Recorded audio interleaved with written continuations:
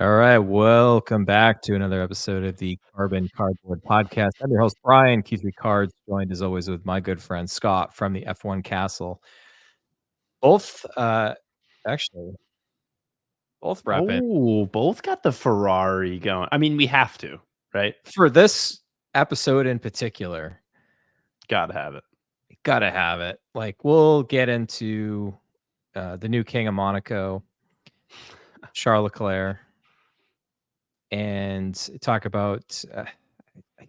I really want to say an exciting race, Scott, but the beginning and the end were great. The Exciting couple middle, first laps. Yeah. yeah, the end, the middle, not so much. But we'll talk about that in a little bit. And keeping it Charles Leclerc or Leclerc as he changes up his how he pronounces his own name. I feel bad. I'm like I don't know if anybody's ever going to get it right. But we're going to talk a Well, little I bit about his yeah. cards and some other big pulls you've had lately.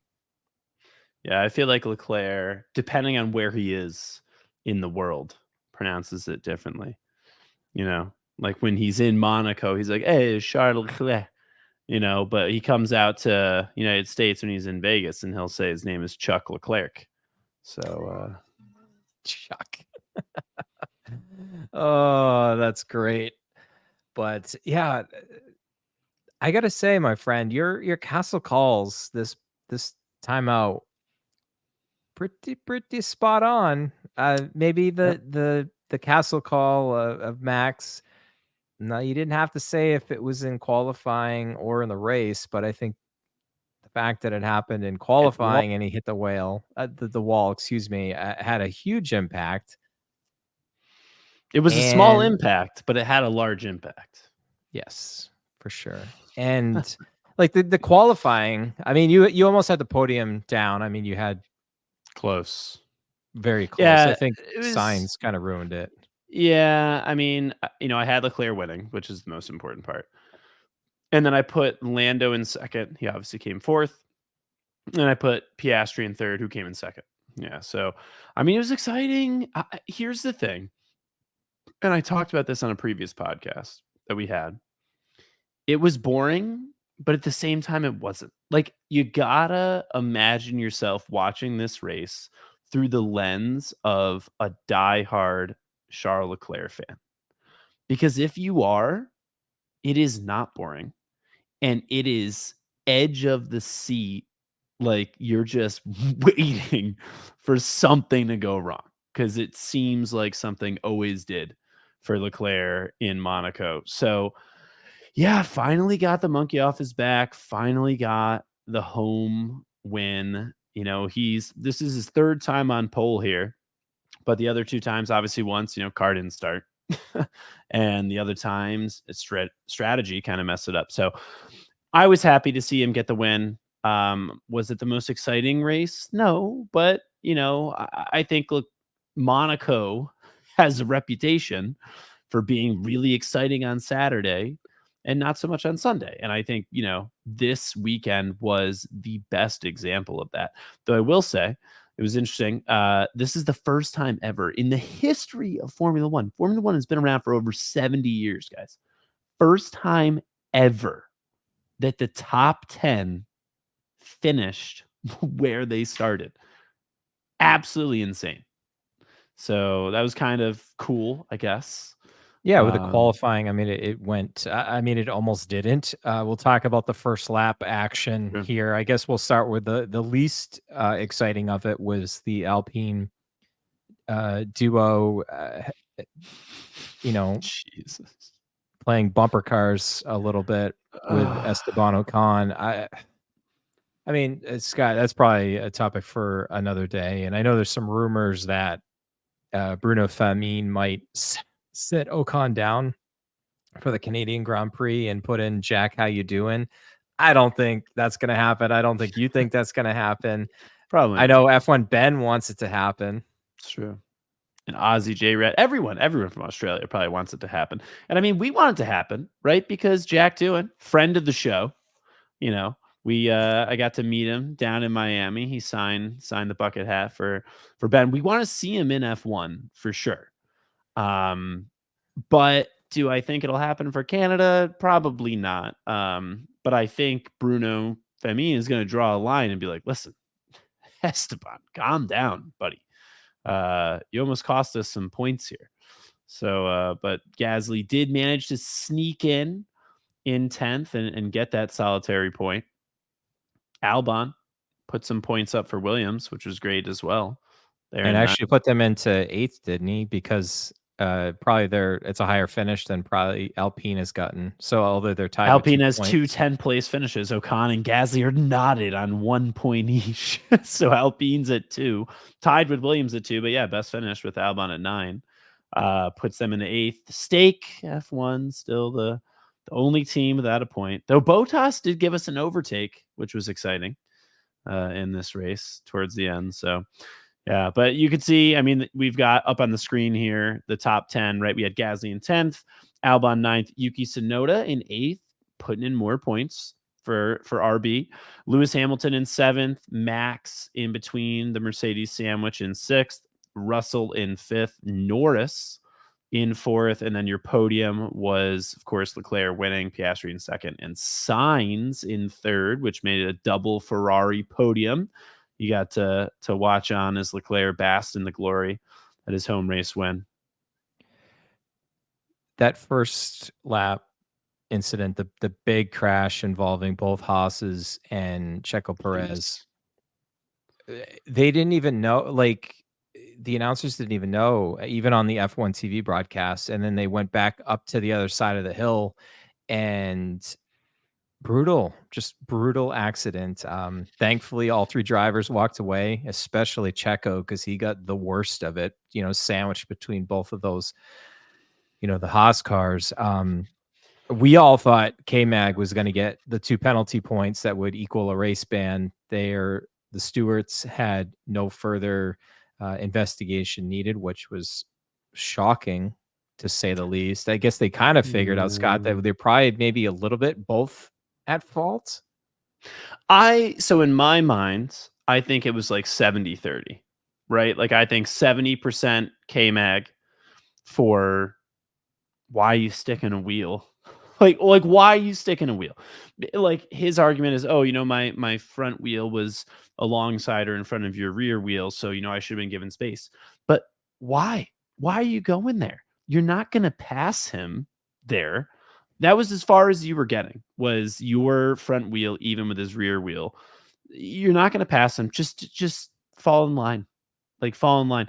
So I think it was just kind of a silly move by K-Mac, but I mean, Perez does have to be a little more present, right? I mean, if he had just moved a little bit more to the left, they probably don't have the crash. Hulkenberg ends up then probably having to back out a little bit, and K-Mag slots in front of Hulkenberg. I think that's probably where it all began, is that K-Mag wanted to make sure that he came out ahead of Hulkenberg from like that little trio of cars there. So he was thinking, okay, if I put myself up along Checo, he moves over to the left. Nico has to check up, and then I easily slot in right behind him. But didn't happen. Checo, kept it pressed there, and obviously they make contact. K-Mag ends up driving him up into the wall, and then Nico, nowhere to go when Perez's car is shot back out onto the track. So all 3 of them out, which was terrible for my fantasy team because I had Nico Hulkenberg and Haas. So I ended up not only with negative points from both of them being disqualified from qualifying, but then even more negative points from both of them DNFing. So yeah, it was a tough weekend for Haas. They their social media, they're like, we move forward to Canada. Weekend to forget for them. But yeah, I think 70-30. And on the first lap in Monaco, I'm actually not that surprised that they decided to go no further action. And I think, they know that if they had given K-Mag a penalty and gave him 2 penalty points, he'd get a race ban. And I mean, we all remember what happened with Pierre Gasly when he was like a point away for forever, right? And they kept like, it's like, oh, he crossed the line. They're like, no points. And like, yeah, something that you think would get 2 points, like, we'll give him 1 point. And there were memes all over the internet like, oh, Pierre Gasly causes 10 car pile up, half a point or something, like they just wanted to do anything they could to not give a race ban because they don't want to give a race ban, right? As No. much as some people in the hobby might want to see it because that would mean Behrman would get a race in the Haas. They don't want to see it happen. He's got a long way to go though, the rest of the season, to get, no more penalty points basically. But yeah, ultimately I think I'm okay with the no further action. But yeah, it was a terrible crash. And the only person who was happy about it was Carlos Sainz because that it saved him.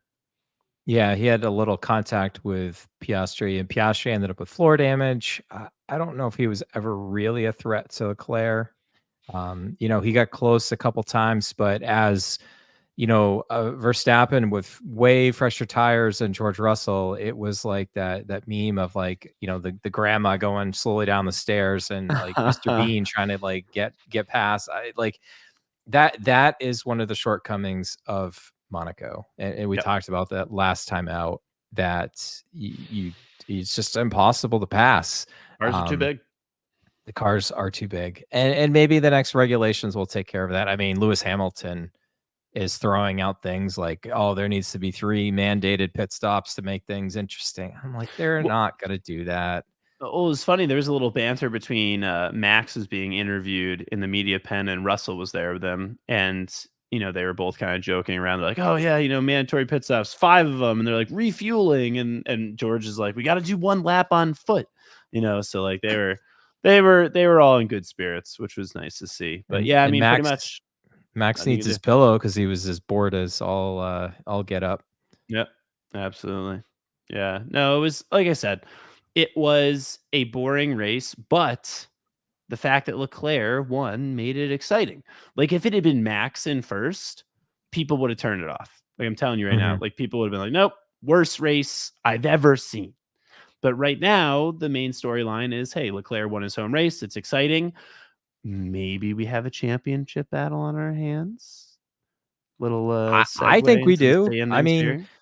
Leclerc has just been Mr. Consistent so this far. Like, we've had world driver championships in the past where, the number of race wins isn't super significant, but Leclerc hasn't stepped. I mean, he's been what, no worse than 4th so far? Yeah, no, he's had a really good season. Like you said, he's been consistent. He's been up there, in pretty much every race. He's got a win now. And, he's got a couple second places, been on the podium, 4th, like he's putting in points consistently. And with Max with the DNF, now he's only 31 points behind Max. So if Max were to, get another DNF and Leclerc were to win that race, I mean, all of a sudden they're really close.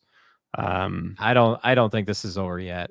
I think it's very likely we still have Max winning his 4th, but between a resurgent Ferrari, McLaren, Checo is just as we'll look at the team standings here, we've got certainly a battle here in the constructor, and oh the yeah. teams care about this more potentially than the individual world driver championship. I mean, the drivers care about that.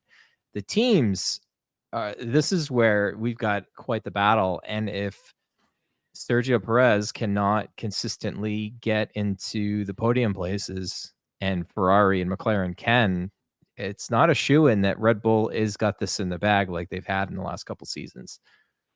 Yeah. No, I agree. I mean, it's a 24 point gap right now between Red Bull and Ferrari. And I mean, not Sergio Perez's fault this No, weekend, right? He gets taken out by the Haas, but another DNF, and all of a sudden, this is a really close constructors championship, and McLaren, they're back, but they're not too far away with the resurgent McLaren, like you said. And another thing I'd like to point out too is that you know earlier in preseason testing, actually, Adrian Newey had said, we think we're much higher on the percentage of potential development scale than the other teams, meaning that he doesn't think that they have that much more development they can add to the car.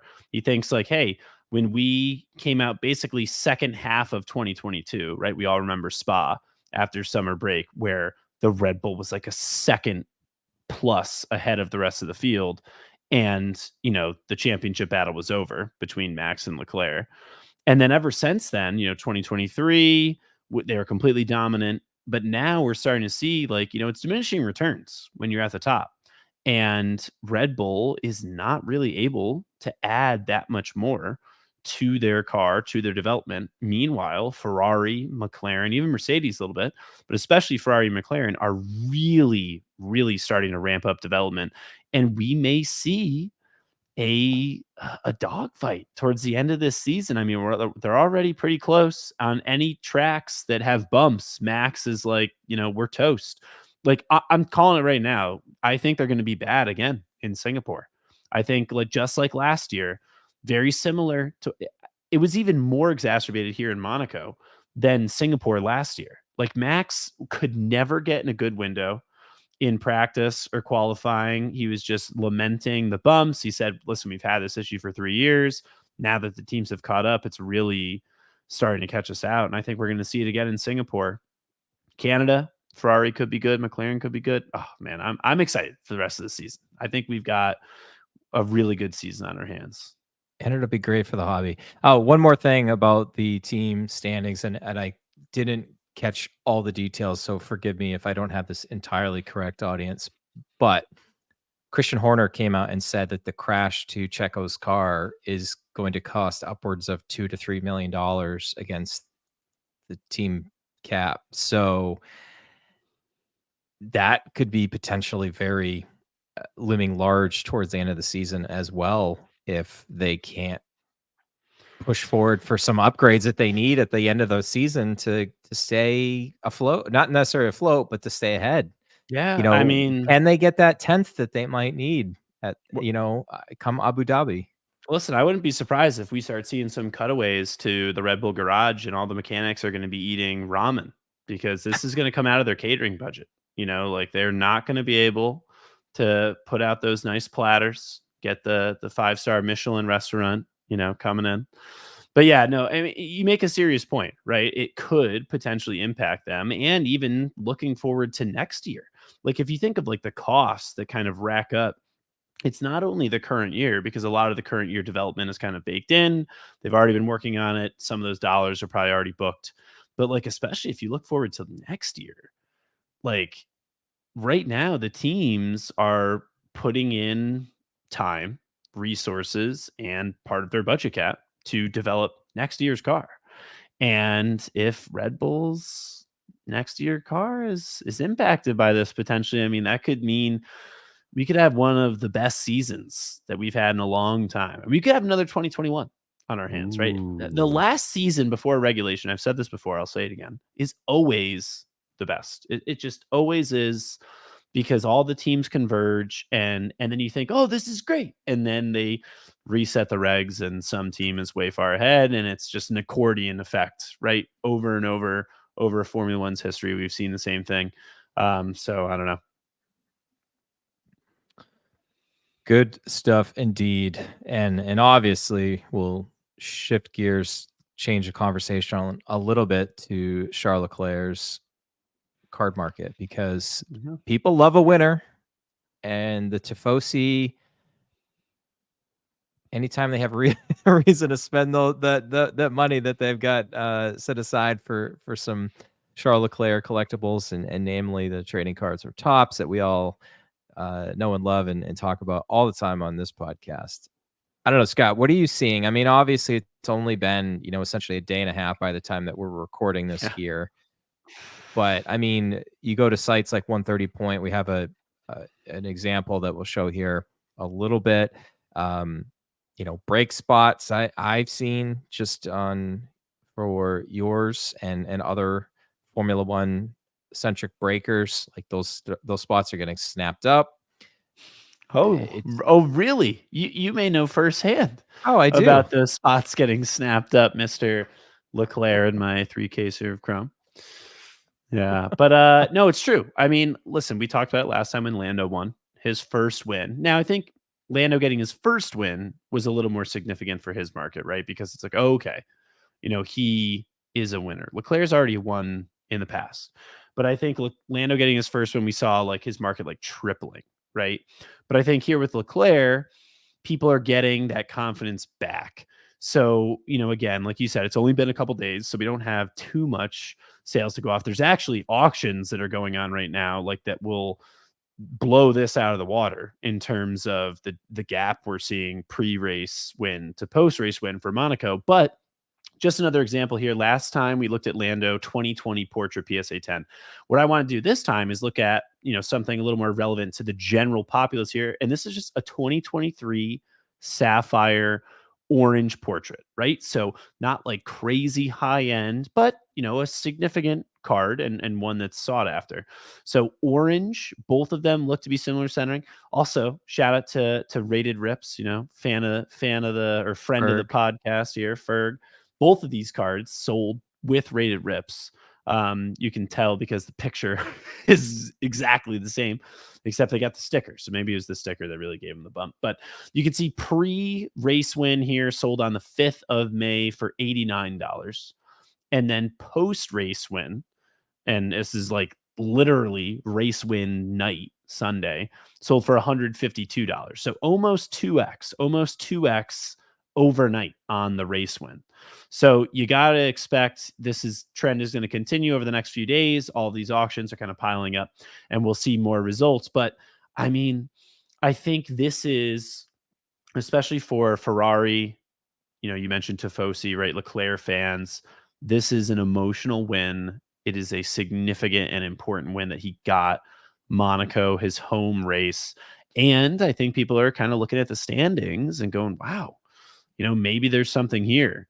So yeah, I am not surprised to see the bump in his market, and I think it's going to continue. I think he is the hottest driver right now. Like Lando is still riding high, but I ran my Fanatics Live single sales the other night, and Leclerc cards were easily the most popular.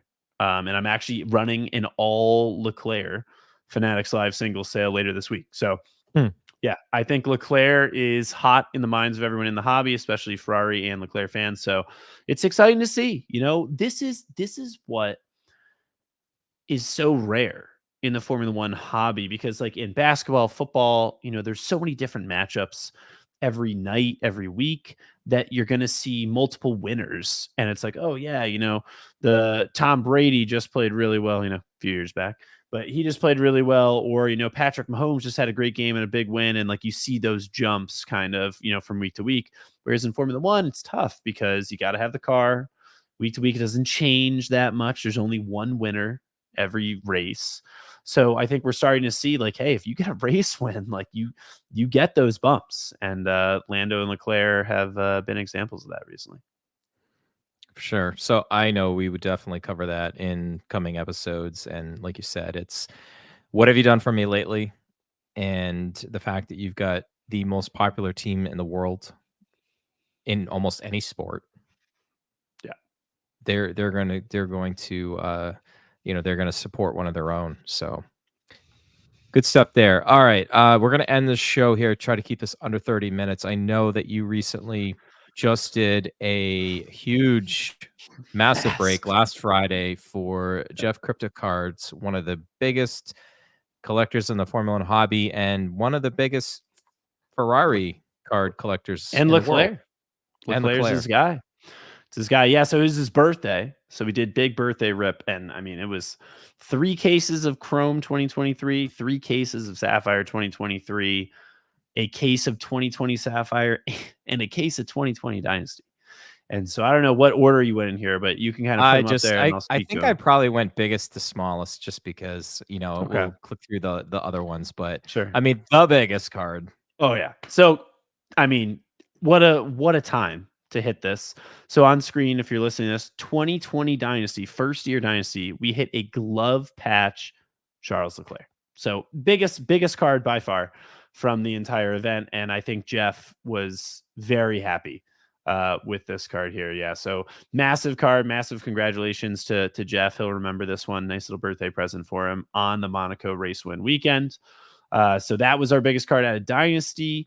from 2023 Sapphire, we had a red Sapphire Selections autograph of Charles Leclerc, which is a card that Jeff had been looking for recently. So he was super happy with that. Sapphire was pretty exciting. I mean, we hit a ton of big cards in Sapphire, and we'll just go through them rapid fire here. We hit a Leclerc purple out of 10 portrait from 2023 Sapphire.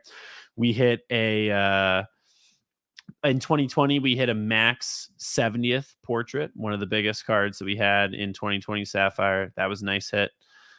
We hit a Lewis Hamilton 70th variation out of 2020, probably the biggest card in the case. And then in the same box, we hit an Aqua Max Verstappen variation, which was pretty cool to see Lewis Hamilton and Max Verstappen numbered variations coming out of the same box. That was absolutely insane. I think we hit 7 or 8 IVs in that case. Was really fun doing 2020 Sapphire. But yeah, hit a red Sergio Perez 2023 Sapphire portrait as well. And yeah, you can just rapid fire through them. Yeah, Nico Hulkenberg red Sapphire Selections. That came out of the same case as the red Sapphire Selections auto Leclerc. We hit an orange Max Verstappen 2023 Sapphire portrait. We hit an orange Oscar Piastri 2023 Sapphire portrait. I mean, those came out of the same case. Those all came out of the same case as the 2 red Sapphire Selections. Easily the best case we opened all day. And then a purple out of 10 Zhou Guanyu as well, which was nice for Jeff since he's from China. Chrome wasn't as good as Sapphire, I will admit, but Alain Prost, 4-time world champion. We hit an autograph of him. Hit a Valtteri Bottas autograph, who gave us some excitement in Monaco with one of the only overtakes the entire race. And we hit an Oliver Behrman autograph. So some solid autographs out of Chrome. But it was an epic break overall. I mean, gosh, 3 cases of Chrome, 3 cases of Sapphire, and then 2020 Sapphire case and 2020 Dynasty case is pretty insane. And shout out to Jeff, because that's absolutely legendary. So yeah, he's a legend in the hobby for sure. Absolutely. Love to see it. So I know we've probably got another episode coming up this week. What do you got coming up in the F1 Castle, Scott? Yeah, so like I mentioned earlier, we're going to be doing a Thursday night singles on Fanatics Live. F1 Thursday singles, as it's becoming known. We got Sunday singles and now Thursday singles. It's going to be all Leclerc. Literally nothing but Leclerc. Probably 50 auctions of nothing but Charles Leclerc. So if you're a Charles Leclerc fan, Thursday night, you'll want to get involved. Wednesday, I'm actually doing single box breaks of 2023 Chrome random team on Fanatics Live, trying a little something different. You can, for $23 a slot, maybe pick up a McLaren, Mercedes, Ferrari, or Red Bull slot. Pretty cool. And then actually tomorrow night, so the night that this podcast goes live, Tuesday night, we're doing 2 cases of 2023 Sapphire and 3 cases of 2023 Chrome on Instagram. There's still some spots available as of the recording of this podcast, but only a handful. So if you want to hop in, let me know. And then we're going to be running the last 4 boxes of 2020 Sapphire from the case we opened last week. We've ran 6 boxes so far. We've got 4 more boxes to go. We're going to run those probably towards the weekend, like Friday or Saturday. I really think there's another big card lurking in that. We hit a pad already, but we could. There's no red, no purple yet, right? Haven't seen red or purple yet, yeah. And you never know, man, because we just opened a case, right? Jeff did that whole case, no purple, red, or pad. And then there was a case I opened for Jeff earlier in the year where we hit 3 pads and 2 reds and 2 purples. So, I mean, honestly, with Sapphire, it's all a little bit of a crapshoot. But yeah, should be exciting. 4 boxes. You never know. Never know, indeed. So, all right, we are going to wrap this up at the 30-minute mark. So I am going to send it over to you, my friend, to wrap it up. All right, everyone. Well, collect your cardboard and keep it carbon.